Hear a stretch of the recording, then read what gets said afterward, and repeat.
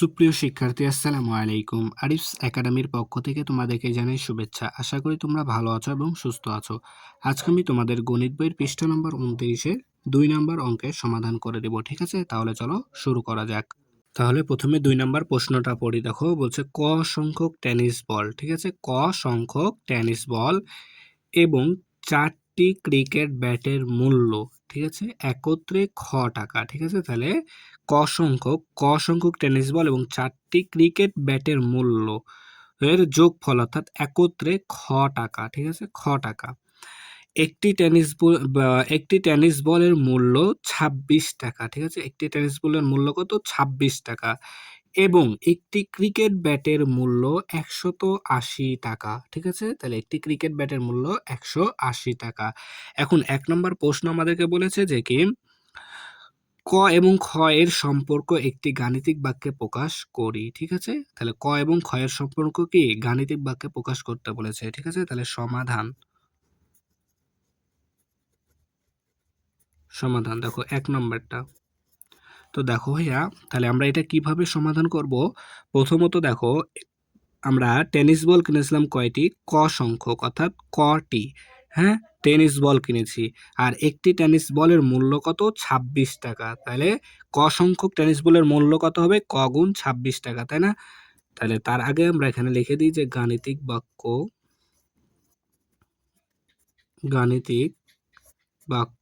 সমান সমান, তাহলে ক সংখ্যক টেনিস বল কিনেছিলাম এবং একটি টেনিস বলের মূল্য 26 টাকা। তাহলে ক সংখ্যক টেনিস বলের মূল্য কত হবে?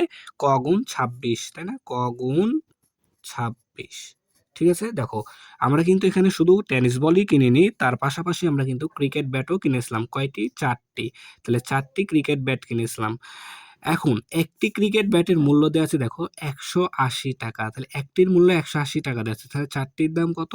4 গুণ 180 টাকা। তাহলে এখানে দেখো এখন বলেছে একত্রে, অর্থাৎ এদের যোগফল, তাই আমরা এখানে যোগটা দিয়ে দিলাম। ঠিক আছে, তাহলে 4 গুণ 180। তার কারণ কি 4টি ক্রিকেট ব্যাট কিনেছিলাম আর একটি ক্রিকেট ব্যাটের মূল্য 180 টাকা। তাহলে এদের একত্রে অর্থাৎ যোগফল কত টাকা? খ টাকা। তাহলে সমান সমান খ। ঠিক আছে, তাহলে দেখো আমাদের গাণিতিক বাক্য কিন্তু হয়ে গেল। তাহলে 1 নম্বর এর সমাধান কিন্তু হয়ে গেল। ঠিক আছে, তাহলে এটাই উত্তর। এখন 2 নাম্বারটা দেখো বলছে খ এর মান নির্ণয় করি যখন ক সমান সমান 8। ঠিক আছে, তাহলে খ এর মান নির্ণয় করি যখন ক সমান সমান 8। তো তার আগে আমাদের এখানে লিখতে হবে যে 1 নং হতে পাই, এই যে এই গাণিতিক বাক্য যেটা আমরা পেলাম না 1 নম্বরে, এখানে এখন এটা লিখবো যে ক গুণ 26 যোগ 4 গুণ 180 সমান সমান খ, তাই না? তাহলে এখন আমাদের বলেছে যে কি ক এর মান 8 হলে, অর্থাৎ এই ক এর জায়গায় শুধুমাত্র আমরা 8 বসাই দেবো, দে খ এর মানটা নির্ণয় করতে হবে। তাহলে দেখো বা ক এর মান এখানে বলেছে কত?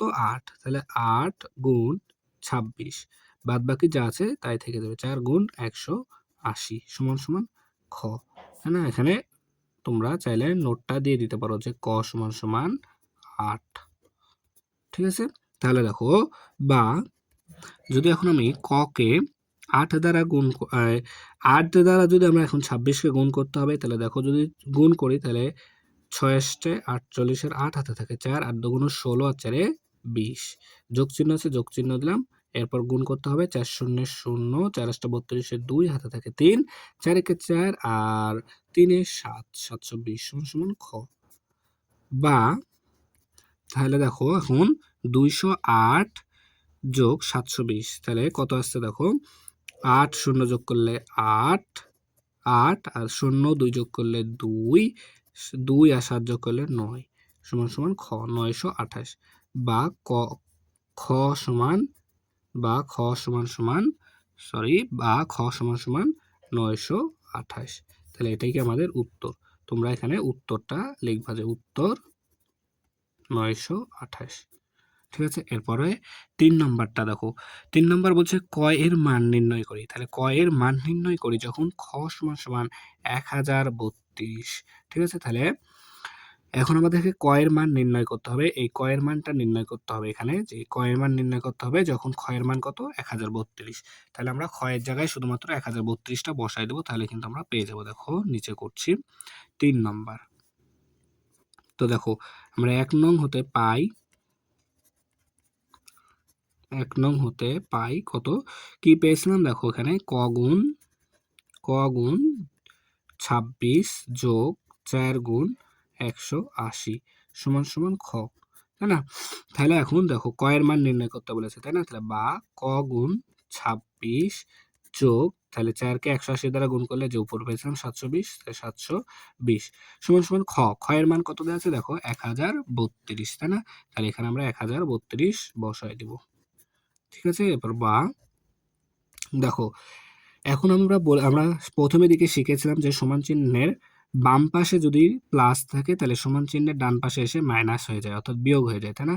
তাহলে আমরা লিখতে পারি ক গুণ 26 সমান সমান 1032 বিয়োগ 720, তাই না? তাহলে এখানে দেখো 720-এর আগে যোগ চিহ্ন ছিল, তাহলে ডান পাশে যায় কি বিয়োগ হয়ে গেল, তাই না? তাহলে আবার লিখতে পারি যে বা ক গুণ 26 সমান সমান, তাহলে 1032 থেকে যদি 720 বাদ দাও, দেখো 2 থেকে 0 বাদ দিলে 2, 3 থেকে 2 বাদ দিতে হবে, তাহলে 3 থেকে 2 যদি বাদ দাও তাহলে 1, 0 থেকে 7 বাদ দিতে হবে, তাহলে যায় না, তাহলে 10 থেকে 7 বাদ দিলে 3, হাতে থাকে 1, 1 এখানে চলে আসলে 1 থেকে 1 বাদ দিলে 0, বা শূন্যের দাম নেই। তাহলে ক গুণ 26 সমান সমান আসছে আমাদের 312। ঠিক আছে, এরপর দেখো তাহলে এরপর আরেক লাইন দেখো, আমরা এটাও শিখেছিলাম যে সমান চিহ্নের বাম পাশে যদি গুণ থাকে তাহলে সমান চিহ্নের ডান পাশে এসে ভাগ হয়ে যায়, তাই না? তাহলে দেখো এটা আমরা লিখতে পারি, তাহলে ক সমান সমান 312 ভাগ 26, তাই না? এটা আমরা লিখতে পারি, তার কারণ কি 26-এর আগে গুণ চিহ্ন আছে, তাহলে এপারে এসে 26-এর আগে কি হয়ে গেল ভাগ চিহ্ন হয়ে গেল, তাই না? তাহলে এখন আমরা যদি 312-কে 26 দ্বারা ভাগ করি তাহলে যেটা আসবে সেটাই উত্তর, তাই না? তাহলে যে এই উপরে করো, দেখো ফাঁকা জায়গা আছে এখানে করি, তাহলে 26 ভাগ 312। তাহলে দেখো এখন আমাদেরকে 26 এপারে দুইটা সংখ্যা এপারেও দুইটা নিতে হবে, তাই না? তাহলে একবার যায় 26 একে 26, তাহলে দেখো 1 থেকে 6 বাদ দিতে হবে, যায় না, তাহলে 1 থেকে 1 কে 11 ধরবো, 11 থেকে 6 বাদ দিলে 5, হাতে থাকে 1, 1 এখানে দিয়ে দিলে 2 হয়ে যাবে 3, 3 থেকে 3 বাদ দিলে 0, বাবার শূন্যের দাম নাই, তাই না? তাহলে এখানে 2 নেমে যাবে। এরপর 26 দুগুণ 52, তাহলে 0, তাহলে 12। তাহলে দেখো ক সমান সমান আসছে আমাদের কত, বা ক সমান সমান 12। ঠিক আছে, তাহলে আমরা ক এর মানটা কি পেয়ে গেলাম। ঠিক আছে, তাহলে এটা আমাদের উত্তর। তো এখানে আমার জায়গা নাই, তো আমি এখানে লিখে দিলাম যে উত্তর 12। ঠিক আছে, এটা আমাদের উত্তর। তাহলে আশা করি তোমরা বুঝতে পেরেছো। ঠিক আছে।